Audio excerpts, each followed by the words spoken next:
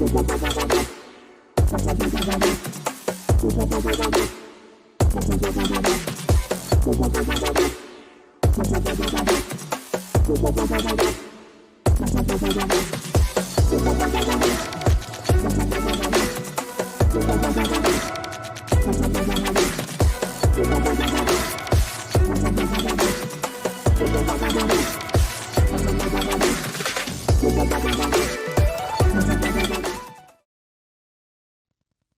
everyone, my name is Lars Schmidt. I am the founder of Amplify and the host and author of Redefining HR. We're so glad that you're joining us here at the session at Resources for Humans Virtual. And this is going to be a very lively discussion today. We're going to be talking about next generation people teams, what they look like, how they're different from their legacy counterparts, how they operate, and because of how they operate, how that impacts leaders driving those teams. And imagine a lot of you watching this right now are sitting in HR or HR leadership roles, and you're carrying a lot. And we're going to get into all of that over the next 45 minutes. So I'm really excited to be joined by an incredible group of panelists, operators, leaders, and people who I admire in this space. So I want to open up with introductions, and I'm just going to turn it over to each of you to individually introduce yourselves, and we'll jump right in. And Lucia, let's start with you. Hi, I'm Lucia Guillory, and I lead the people team at Virta Health.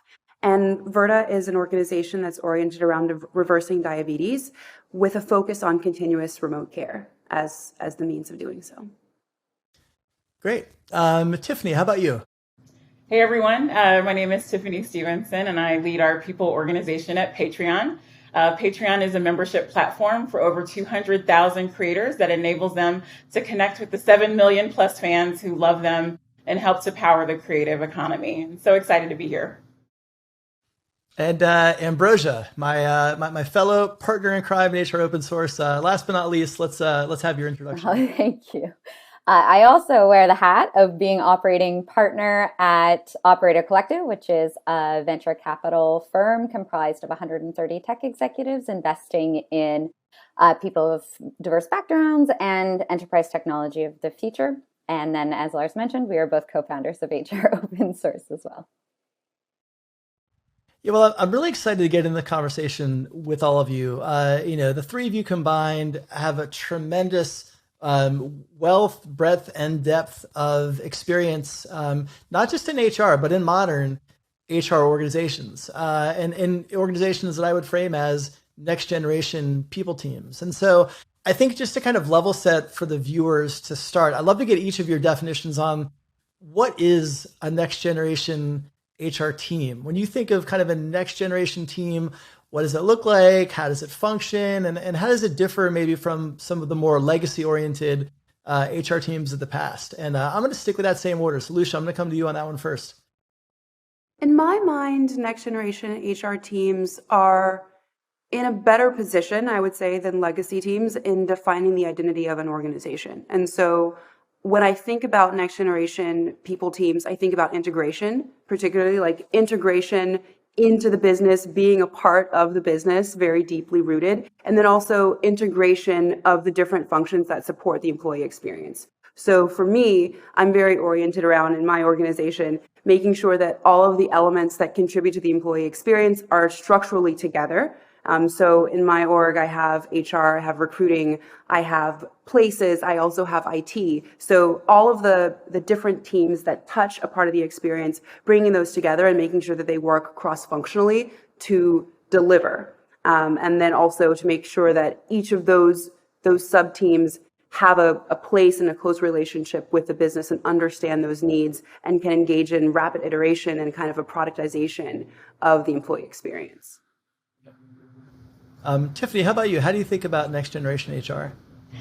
I definitely would say, and we've had lots of conversations about this, if I had to take every HR book, every book on management that's downstairs in my office right now, I would say about 30% of them might feel even remotely relevant to the business context that we're operating in. So much has changed around us. The world has changed around us. It's not unique to the people function, but it certainly has impacted the people function. So when I think about the next generation, I really kind of see an extension of our role of CPO, meaning almost chief purpose officer. And so really thinking about how do you even codify your organization's purpose, why it exists, and then how do you manifest that, just kind of building on what Lucia said. How do you really express that through all the decisions that you make, how you organize your teams, some of the decisions that you make, what are the manifestos that you believe and why do they matter? So I think I'm seeing a lot of just transition to just the importance of that work and really getting that right so that you can kind of navigate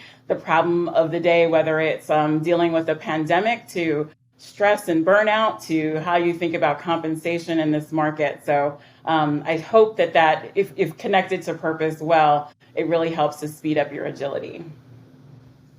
And how about you, Ambrosia? I would plus one to everything that you both said. And then adding to that in the context of us being in tech, we are literally people organizations in the fact that we don't have storefronts or products that you're putting out. And so one of the things I've observed over the years, whether or not it was, an evolution from Hootsuite even 10 years ago or Duo and beyond, was that there was this huge shift from administrative to adding business value. And how do we prove that we can add strategic business value and be a business driver? And then now it feels much more like, how do we move more into, Colleen McCreary wrote a really great article recently about, I'm not the chief happiness officer. I didn't take on, the entire emotional burden, I think has shown up in the office of the chief people officer, or as Tiffany referred to it earlier, the chief pandemic officer over the past while. And I think as we carry forward into the future, I think that integration of society, how are we going to define ourselves in the context of all of that and where are we going to sit? But how do we create shared responsibility, ownership, accountability that isn't centralized in the people function, but really operationalized across the business? And that goes, above and beyond adding business value, but it goes into adding that purpose value or that societal value that, depending on which country you're in, which is also a new part of the future of HR, there are 100-person organizations in 100 countries now. That means something a little bit different to everybody. And so I think we're also trying to determine how do we integrate those things in a way that's, not pageantry, it's meaningful and we can live up to it. And I believe that's falling in the hands of the people organization and the people leadership. But I do believe that it shouldn't just land on them individually without it breaking. Yeah, we're going to get into breaking because I think that there is a lot of breaking going on. And I think, the type of HR all of you describing or are describing right now is vastly philosophically, structurally, capability-wise, different from some of those legacy predecessors. And, one of the things that I'd love to get your perspectives on is I think when you look at next generation HR, modern HR, progressive HR, however you want to frame like this kind of, new, much more progressive sect of HR, it's very different from its legacy counterpart. But as a field, as a discipline in HR, we still carry a lot of that legacy perception debt from those, personnel, transactional HR teams of the past that, I know none of you self-identify with based on, your role, your approach, your impact in the business. But oftentimes I think the field of HR gets painted with that broad brush that doesn't really apply to us. So how do we move away? How do we kind of shed that legacy perception debt that it still kind of broadly seems to be applied to the field of HR? And Tiff, I'd love to take your thoughts on that first. I think it's such a good question. And I think, if I had an honest moment, I was like, even me thinking about stepping into a chief people officer role, I had a lot of legacy debt in my mind of what I thought the role was supposed to be. And it actually kept me from even wanting to go after that as a career path into much later into my career journey. And I'm so grateful that I took the step forward because I think just my collective experience in the different roles that I've played, whether it was in the learning and development space or in the ESG space or in talent development or diversity and inclusion. And, we get to bring all of that into this space. And so I think what's so interesting about the times that we're operating in is that literally the world is almost dictating what is needed from human capital and from leaders who are thinking about humans, not with this like resources mindset, but the humans that come to work and crush it every day for you. So I think it just has, the society around us has almost pushed different profiles into this role who can attack it with just a different mindset. And it doesn't take away from the fundamentals, because there are some clear constructs that need to be true around compensation. And, there are things that just don't change just because you're operating in this function and the world's changed around you. But you get to bring both of those to the table. And I'm so appreciative that more organizations are just being a little bit more open-minded to the types of profiles that they want sort of sitting at that table and helping to make those decisions alongside the CEO, alongside the COO, alongside your chief product officer, so that you're really able to construct something that can go the distance and navigate some of the, the new situations that we're all finding ourselves in. So it actually makes me happy and proud and hopeful and optimistic that we can make a real difference for our teams, that they're healthy and thriving and performing while all the world around us, we're still trying to navigate in a super agile way. Ambrosia, how about you? How do you think we can continue to kind of shed that legacy perception debt? Yeah, I think we've been trying to do it for a long time. I think we've been making small steps, but a lot of practitioners, even the ones who would consider themselves progressive or redefining the function, were an outlier.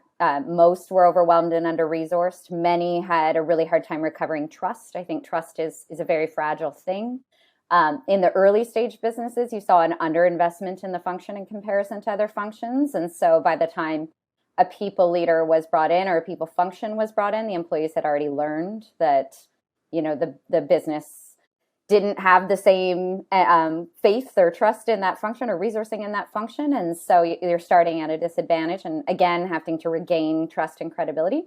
But I think now there's been this forcing function that Tiffany just spoke about. Like, this is an opportunity to really, really restructure and re-engineer everything that we're looking at, the way the employee experience is dictated, how our businesses operate, and then also how the function itself looks, and what are the core competencies of a people leader and their team going forward that needs to change. And I think we're seeing different profiles of people leaders coming in. We're seeing a lot more DEI leaders coming into the space, which is deeply needed. And so I think this is our opportunity, and my hope is that we seize it as a profession. My hope is that we are all very exhausted from carrying it, but that we use it as a moment to be like, well, if we're going to burn it down, let's burn it down to the ground and start all over and just run it. Because now is the time. We have not had this opportunity to really fresh start. It's been small, so I'm hopeful. Yeah, I don't know, Lucia, what do you think? The evolution. Yeah, our evolution's been iterative. This is a chance to make a seismic and substantial jump forward. So, Lucia, what's your perspective on this? I definitely feel the same way. I think Ambrosia put it really well in noting that it's an opportunity. I've been so excited by the change that I've seen in the time that we've been battling COVID. In the way that people think about people in general. I think that the experience of being remote has helped organizations conceptualize individuals as part of, a whole person, as opposed to this person is doing this task in this location, thinking about like this person is providing this resource to the entire team. This person has this idea that's going to move the company forward. And also this idea of there being flexibility and a kind of a continuum between work and life, right? Like we've been talking about work-life balance for a long time. And now that we are working from home in our lives, I think it's more clear to people that work is a big part of life. They're not two distinct things that exist in a silo. They're part of a continuum and part of an overarching experience. And so I think that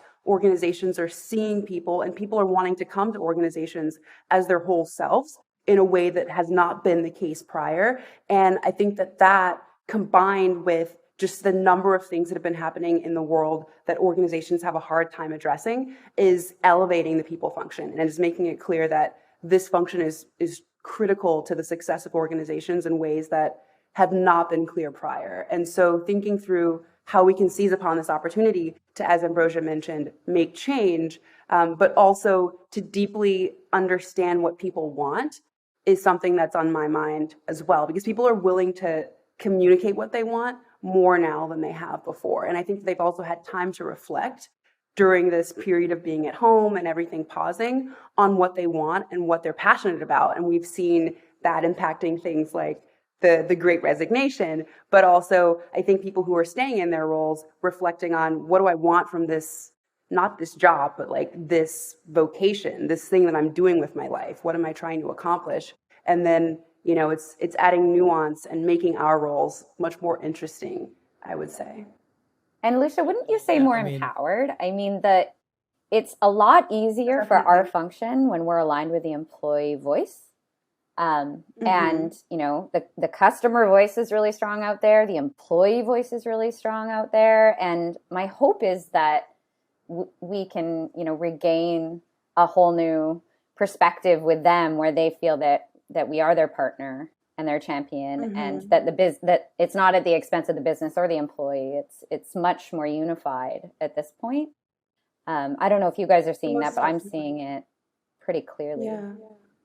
Well, I think the market phenomena are definitely influencing the empowerment of the employee, because the decentralization of work is leading to this situation in which, well, that plus the fact that there were lots of layoffs and freezes during COVID, but like the employee is in a position of power, I would say, in a way that they have not been before, to live their lives the way they want to live them, to work on whatever timetable they want to work on.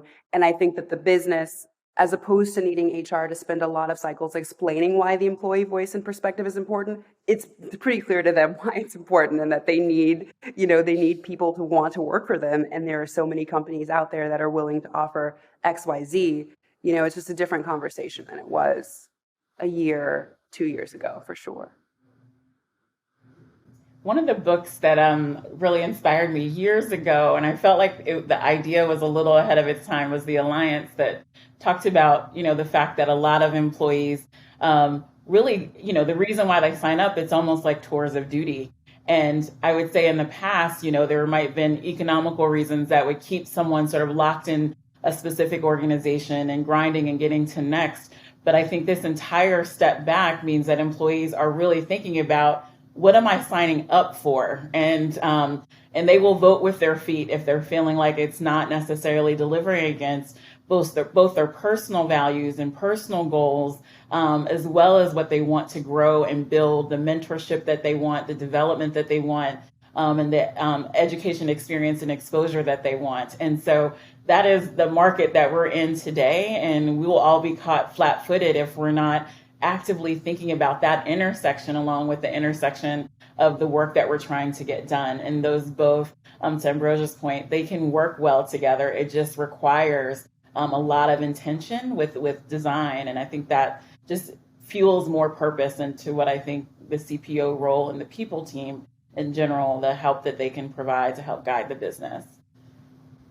Yeah, I mean, I think the interesting thing too, we're also doing all of this under the backdrop of many of us hiring remotely for the first time, onboarding remotely for the first time. So, you know, we're not as good at building those kind of onboarding initial connections with our employees as maybe we did when we were co-located. And so again, if you're not able to bring talent into your organization, you know, onboard them properly, make them feel wanted, you know, help them find what they need to find to be effective and to, you know, ramp up quickly, they're not going to stay. And it's much easier for them to just take that other call from that 5 other recruiters who are continuing to hound them for jobs and move on to something else. So it's another pressure point, I think, on the field of HR, both from a retention standpoint and a recruiting standpoint, and so much else. But I want to go back to the next gen HR profile for a moment. You know, we talked about, each of you, I think, did a great job of laying out some of the differences between legacy HR and modern HR and kind of next gen HR.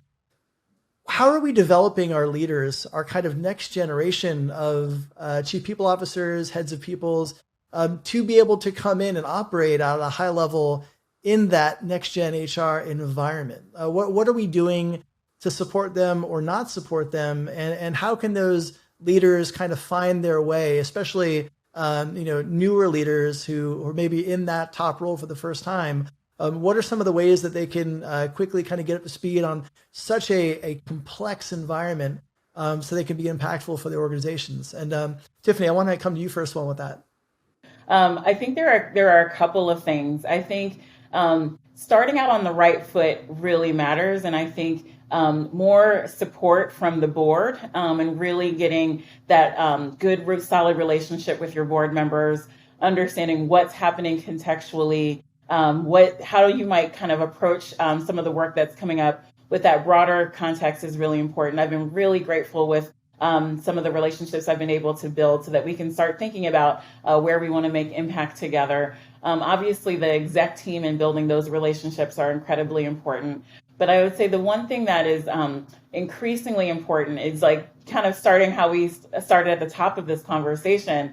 This isn't necessarily a class or two that you can take and all of a sudden you're 10xing this. You're making a lot of decisions that have never been made before, very real time. And I think having a network of other chief people officers becomes incredibly important. I'm very, very grateful to be a part of several communities of folks that I can reach out to. And sometimes it's like, are you seeing what I'm seeing? Does that look crazy to you? And it's been really helpful. And I just want to give kudos to Lucia, who I met through one of those networks. And we both were kind of like, okay, let's talk about org charts and based on size of org. And we're just dealing with really dynamic, real-time decisions that we need to make. And so knowing that you have a network of people where you can co-mentor, sometimes you know what's going on and someone else doesn't, and you give them some stuff, and then that comes back to you tenfold when you have a question. But I think the importance of networking and building these relationships at all levels becomes just really increasingly important. And Lucia, what's your perspective? How can these kind of these next generation people leaders develop the skills they need to keep pace with this complex environment we're in? Well, I've got to say, I totally agree with Tiffany. I think that the networks and the people you develop relationships with are going to be particularly critical because the pace of content isn't matching up with the amount of change that we're experiencing as people leaders. Like, there's not a site you can go to or a book that you can read that's covering what's happening with us day to day. So I would say finding other people leaders who are going through what you're going through and confiding in them, both from the information perspective, which is like understanding what other organizations are doing of a similar size, but also from the emotional and interpersonal perspective. I mean, this is one of the loneliest jobs that you can do, being a people leader. People are coming to you with their challenges, with their hardships, and they're expecting you to take those in and provide help to them. But there are few parties organizationally that are there to listen to what you're going through. And there's no place to put those feelings and those thoughts and the things that you're trying to process. But I found that with other leaders, there is a place and there is an understanding that I can't necessarily access internally because it's not appropriate or because there's not time. And so I think that it's really valuable on both of those fronts. I would also say, and I encourage my own team to do this too, like finding a coach, an executive coach who you can talk to and partner with on the challenges that you're facing is really valuable. And also, I think seeing a therapist is also a really helpful way of thinking through what you're dealing with so that you can come to the situations that you face as your best self.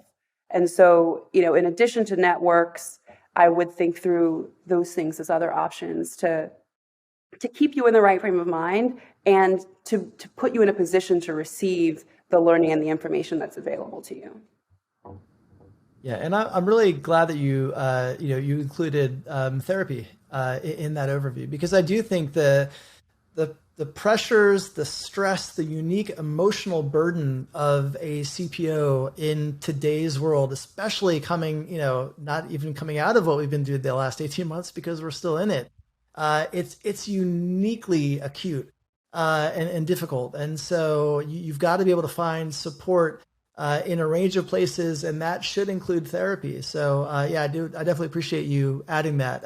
Ambrosia, let me give you the last word on this topic. Yeah, I think what I can add to that is also thinking about our next generation of talent and what can we do as people, whether or not you've been a people leader for a long time or it's your first time or whatever you're looking at, how do we provide, the best thing we can give them is a demonstration of what we're going through. And then within that demonstration, provide them access and opportunity to what we're experiencing. I think, as Lucia said, the vulnerability, the compassion, the empathy, all those things were really difficult for HR leaders to demonstrate, I think, to the business and to their team, because there was a lot of pressure to be like, I've got this. Don't worry, I've got it. And I think we're seeing a bit of a shift there. The other thing that we can provide to them is, in addition to the external communities and networks, is how can we help them understand that there's compliance. Like, there will always be compliance. There are always things in the job you need to know. But I think traditionally a lot of people have relied on understanding best practice in order to accelerate in their role. And I think that that's just really difficult right now to think of the word best practice and to try and apply that to the emerging leaders on your team, like even to yourself. Like, it's too fast now. And so how do you help them build their skill set and their muscles around their agility, their responsiveness, their resourcefulness, their ability to build like collaborative partnerships and seek to understand and have a consultative approach? Those kinds of muscles can be given in projects that are, low risk to the business, but high value and reward, and building capacity for them in their existing role, not on top of their existing role, I think is something we can do as leaders in places where it's undefined. Allow them to be in an undefined area, because they will be. That I think that's one thing that we can give them. I think there's also lots of programs, and Lars, you'll hate this, but a shout out to you and the others who are doing accelerator programs and redefining HR. I would absolutely send my team to stuff like that. There is no, obviously there's no one course, but what does something like that provide currently in how they're structured? It provides cohorts. It provides that network, that community we were all just talking about. I think that those are critical. And as we think about the next building capacity for the next generation of people leaders, as they all, our function faces the Great Resignation as well. To me, those are the skills that hopefully we can live up to, instead of kind of the old legacy thing of, yeah, we have open vacation, but I don't really take vacation. And we have, all of these things, but I don't really do those, and kind of ending up seeming like the person who is in service of everybody else. I think that we have this moment now to build these new competencies and skills, even for the next generation who is watching all of this and maybe even like fearing their decision of entering HR over the past 2 years. The last 18 months have been rough. We've got to own that. We've got to be honest about it. And I think, I'm hugely optimistic on the future of this field, because I think we have this once in a generation opportunity to truly redefine it, and change how work even happens. Like, what is work? When does work happen? Where does work happen?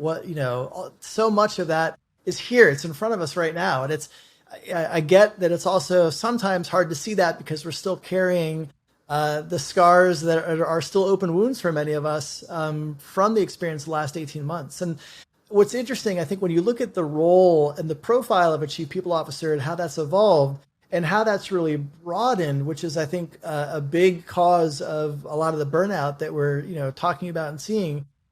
You had the functional expertise you needed to have, right? That was kind of HR 1.0. That kind of evolved to now you had to have the business expertise. You had to understand all the different areas of the business and the strategic plan so you could develop the people strategy. Then a pandemic hits, now you have to figure out how to shift to remote globally overnight. Cool. We're figuring out how to do that. Okay. Well, now we're going to have a reckoning with social justice and racial equity, and a kind of conversation there like we haven't had in recent memory. And you're going to be at the forefront of that. And I think that there's so many external things that are being added onto the shoulders of people in your roles right now. And I'm just curious, especially when you look at how organizations and how some CEOs, these things happen and they push their CHRO, their chief people officer forward and say, you tackle this, you address this, you be the face of this within the organization. And I'd love to get each of your perspectives on just that added, kind of newer layer of a CPO, oftentimes being put up front for an organization as their social conscience, for lack of a better word, when some of these big societal moments hit. And, Lucia, I'd love to get your perspective on that first. I don't know that my perspective is typical. I actually have enjoyed it in that I feel like organizations have had their feet put to the fire by all the things that have been going on socially. And I feel like I want to say generations, but for as long as I'm aware of, this has been a thing that's kind of like, oh, that's the world, but we're the organization and we have nothing to do with this and we don't have any opinions about this and we don't have any perspective on this. We're not going to get into it. And now we're in a position where we have to, because employees want to know what we think. And I personally love being drawn into situations like this because I'm deeply passionate about these things, and like particularly things that fit into the diversity, equity, inclusion space is a personal passion of mine. And so the opportunity to do more and to have an external impetus for that, to me, is extremely exciting. And so I think about it as a chance to not be the face of the thing per se, but a chance to be an advocate for something in the organization, a chance to partner really closely with our leaders on understanding what's happening and why it's happening, and then aligning on what our organization's view is and how we should communicate that to the overarching team. And what I've enjoyed about this period, which has been very difficult, is that it has forged and produced a crystallization of our values and of our opinions and of our perspectives, and allowed us to all come to a conclusion about what those are and to communicate that. Whereas I would say in the past, when we weren't experiencing that kind of pressure, these were things that were going on in the world and people were dealing with alone. And that was more the norm. And I think there was something missing in the connection between individuals within an organization and also the connection between the organization and its people. I think that these things need to be a part of work and life and are part of that view that I have, which is like, it's all life. All of this is life. And some of it is spent working, some of it is spent doing other things, but there's like one thing that's happening, which is we're all humans living together through all the things that are happening. Yeah, it's interesting. I think that especially that last point, we're all kind of going through this experience, together. And I think going through the pandemic, everybody has experienced this together, but also individually, right? Because everybody has their own circumstances that are driving how they react to these situations. And so I think particularly as it relates to some of the work around social justice and the conversations that we're having internally, we're seeing some organizations really embrace that and drive work to drive real change and sustained commitments to making those changes. And then you have some organizations on the other side of the spectrum that are trying to, move away from that and kind of view some of those conversations as, how they frame as political and go back to maybe that older view of work where, the politics don't enter the workplace, and again, politics, I'll use finger quotes because you can apply that in different scenarios. That's also subjective. But, Ambrosia, I'm curious to get your perspective. Like when you think of how this new world is coming together and kind of the CHRO as in some ways kind of the social consciousness of the organization and somebody being upfront and often put in that role, maybe whether they want to be in that role or not. How do you think that's changing? Yeah. I think they're in that role whether they want to be or not. I think that's part of the job. And it's up to the business, the organization to determine where on that spectrum you just described they want to sit, and there are benefits and drawbacks to those for them, I'm sure. But I tend to fall into Lucia's category of thought in the fact that I actually don't think you can separate it. But you had asked, previously about like the CEOs pushing HR out in front as the kind of spokesperson, especially when there's a scenario or a situation or a scapegoat opportunity or any of those kinds of things. And they're like, well, where was HR? And that traditionally I mean, those things have happened recently. There's been lots of high profile resignations in the press recently about those kinds of scenarios, and each one of them is case by case. But regardless of whether or not the CEO pushes HR out in those moments in time, the audience still evaluates the CEO in equal measure and the organization in equal measure. I don't think the fact that you try and push a different person out there to be at the tip of the spear, I actually don't think that changes the audience's response.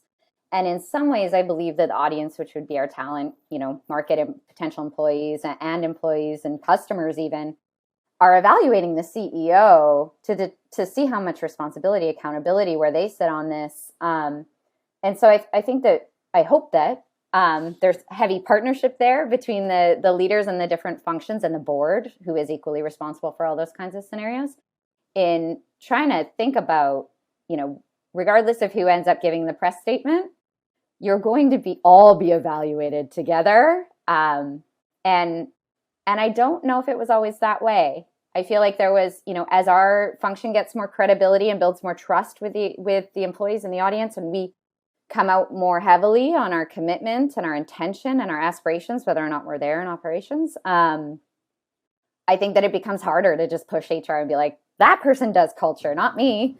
And so I just think it's changed. I think if you are a leader in a business and you're an employee in a business, you are equally responsible.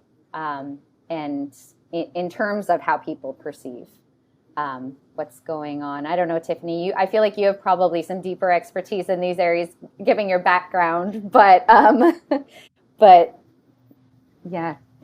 I think you're right on. I mean, I think there are moments, and this is something that we've talked about quite a lot. There's moments and movements. And I think moments are a pinpoint in time, and the company might rally and do the right thing. But if you really are around creating the systemic change, they're really looking for the movement. And the movement is evaluated over a series of decisions on a long continuum that you're looking at across many, many vectors, not just what you say publicly, but practices, or when you needed to make a decision and you could go left versus right, why did you pick the path that you did? Those are the things that really reinforce the system and reinforce what you believe, and putting that into practice. And I think it's so important that there's shared understanding on what that value system is. So I love everything that Lucia said. I think you need to be really clear of, this is who we are, why we exist, and how we make that happen. And then we're going to understand that relative to the different business or social things that are going to be happening around us. And then it's those micro decisions that really determine who we are and what we believe. So it doesn't work if one officer is doing the right thing and then there's like three other ones that are doing something very different, because now we're operating very individually instead of operating against sort of a clear mandate. So I don't think it much matters what the CPO thinks. It's really around how we all show up day in and day out. And that is the true experience that we're providing for our teammates. And that's the true experience that then impacts how we make our decisions. So that has to be in alignment, and that's not one person's role. It is a collective responsibility. And I, like Lucia and Ambrosia, I love that work. I love getting to the why, and why then impacts our how, and then how we deliver it. And it doesn't mean that we get it right every day. We certainly don't. But I think it gives you a compelling reason to keep pushing in the right direction. And that's what gives me energy of clarity. And with the clarity, it's like, how do we start to move in more alignment towards that across the entire leadership team and then the company? I mean, all tremendous views and thoughts and directions, and I agree with everything. So I think you've done a great job of tying that topic together. And I want to hit one more topic before we wrap up today's session. And the topic broadly is flexibility. But what I mean by that is, we're in this environment now where many of us who are co-located were forced by the pandemic to go remote. Many of us who are now in that position or had been in that position are announcing what our return to workplace plans might be, and landing many of us on the hybrid spectrum at some point. We thought we were going to open up in September. Delta said, I don't think so. We're pushing back those plans. Welcome to the wonderful world of 2020/2021. But I think the one reality that we're seeing right now is what employees really want is flexibility. They don't want absolute remote. They don't want absolute hybrid. They don't want absolute co-located. They don't want absolute expectations around work happening in set business hours or where they need to work.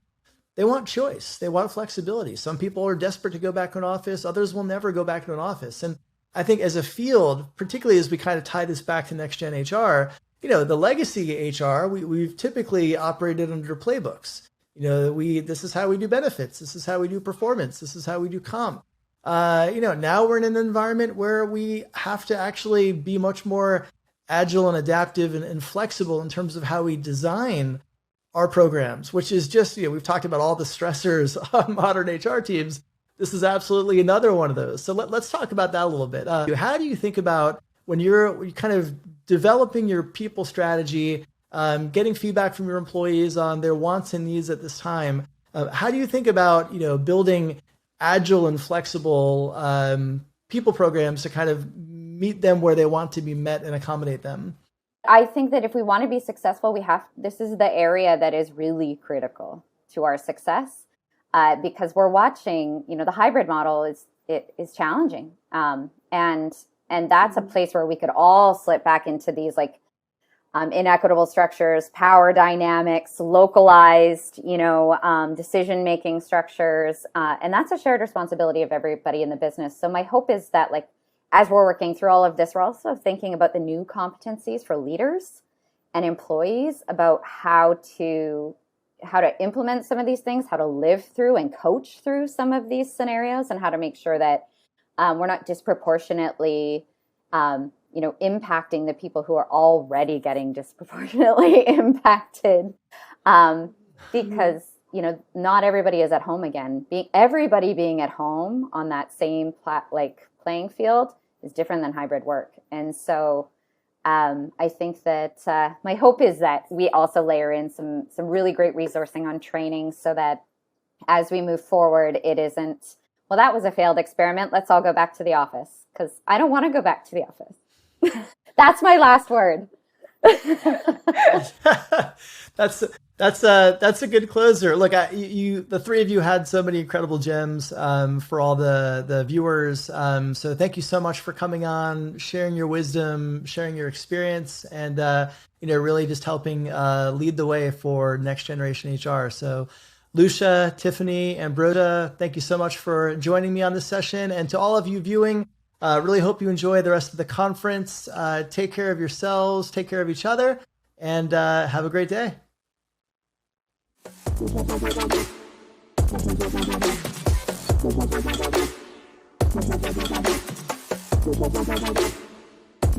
Thank you.